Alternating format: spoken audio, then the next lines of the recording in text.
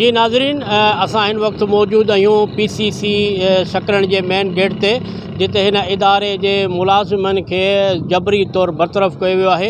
ही मुलाज़िम गुज़िरियल 7 महीननि खां एहतिजाज करे रहिया आहिनि इदारे जे दरवाज़े ते, पर को हिननि जी वाहर करण वारो नाहे, को ॿुधण वारो नाहे। अचो त हिन मुलाज़िमनि खां पुछूं था, जेके पंहिंजा नंढड़नि बचनि समेत 7 महीननि खां लाॻीतो एहतिजाज करे रहिया आहिनि, त आया उन बारे में वधीक छा था चवनि।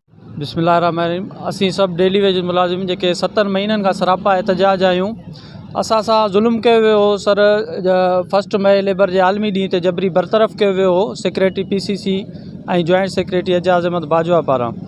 हीअ असांजो एहतिजाज मुसलसल हलंदड़ आहे 7 महीननि खां, जंहिंजो एपेक कमेटी नोटिस वरितो, जंहिंजी सरपरस्ती डॉक्टर कादिर मंदुखेल चेयरमैन साहब करे रहियो आहे, जंहिंजी अॼु क़यादत असां वटि सकरन जे एहतिजाज में अची रही आहे।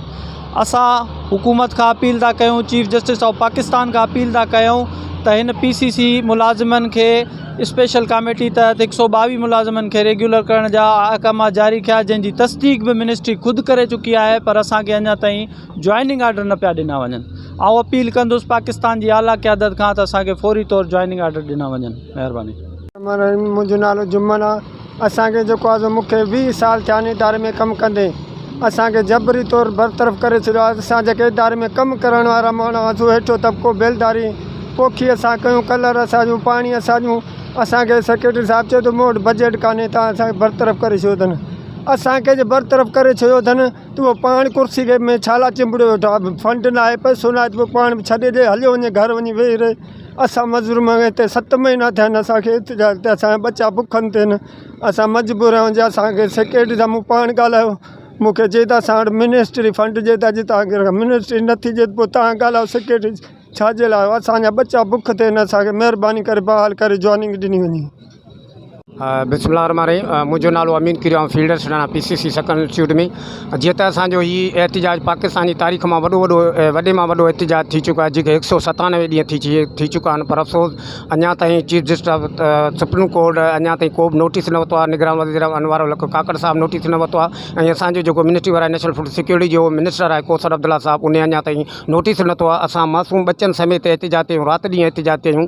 असांजा बच्चा ॿार उन्हनि जी तइलीम मुतासिर अची चुकी आहे। घरनि में जेके बच्चा आहिनि फाका कशी ते मजबूर आहिनि, पर पूरे पाकिस्तान जी आला हुकाम ख़ामोश आहे। असांजो जेको सेक्रेटरी PCC तस्वर आहे, उन जे ख़िलाफ़ काफ़ी शवाहिद मुकमल मिनिस्ट्री ऐं आला हुकाम ताईं पहुची चुकिया आहिनि त हीअ जाली बोगस आहे ऐं उनखे फौरी तौर ते हटायो वञे, पर अञा ताईं उन ते डिसीशन अनाउंस न कयो पियो वञे। असीं इहो पाकिस्तान जे आला हुकाम खां घुर था कयूं त ख़ुदा ही जेको पाकिस्तान जो वाहिद इदारो आहे, पाकिस्तान में हिकिड़ो ई इदारो आहे जेको रिसर्च ते कमु थो करे। यकीनन रिसर्च सां पूरे आबादगार किसान खे हिन सां वॾा मुफ़ीद मशवरा ऐं मुफ़ीद किरदार अदा था कनि। ही असांजा मक़ामी इदारा जेके काटन ते रिसर्च थो करे, पर उन काटन रिसर्च खे मुकमल तबाह ऐं बंजर करे छॾियो आहे। पाकिस्तानी तारीख़ में PCC में पहिरियों दफ़ो सेक्रेटरी तस्वर जेको डायरेक्टर रिसर्च आहे, उन इदारे खे पोखीअ दौरान रिसर्च मुकमल बंदि करे इहो साबित करे छॾियो त साज़िशी अनासरनि जे चवण ते उन इदारे खे मुकमल बंदि करे छॾियो आहे। जॾहिं त हिन इदारे खे मुकमल ध्यानु तलब ॾेई असां हिन इदारे खे पाकिस्तान जी आला हुकाम खां बि घुर कंदासीं हिन इदारे खे ध्यानु तलब ॾियनि,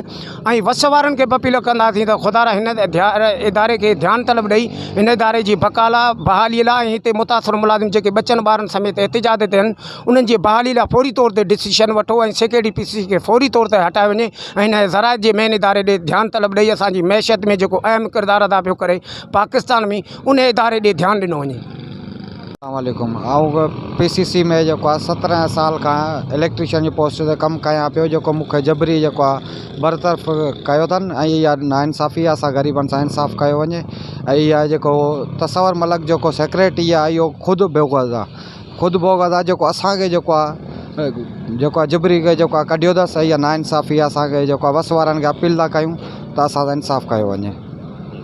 जी नाज़रीन, तव्हां ॻाल्हियूं ॿुधियूं PCC जे नंढनि मुलाज़िमनि जूं, जिन जो मुतालबो हो त असां मुलाज़िम जेके आहियूं से PCC में रीढ़ जी हॾीअ जी हैसियत रखूं था, पर PCC जो सेक्रेटरी मलिक तस्वर जेको आहे सो हुन पंहिंजी ॾाढ ऐं जबर तहत जेको आहे सो असांखे हटायो आहे। जॾहिं त असां वटि अहिड़ा मुलाज़िम बि आहिनि जेके 10-20 सालनि ताईं बि हिन इदारे में कमु करिया आहिनि। हिननि मुतालबो कयो त असांखे फ़ौरन बहाल कयो वञे, ॿी सूरत में असां को बि सख़्तु क़दम खणी सघूं था।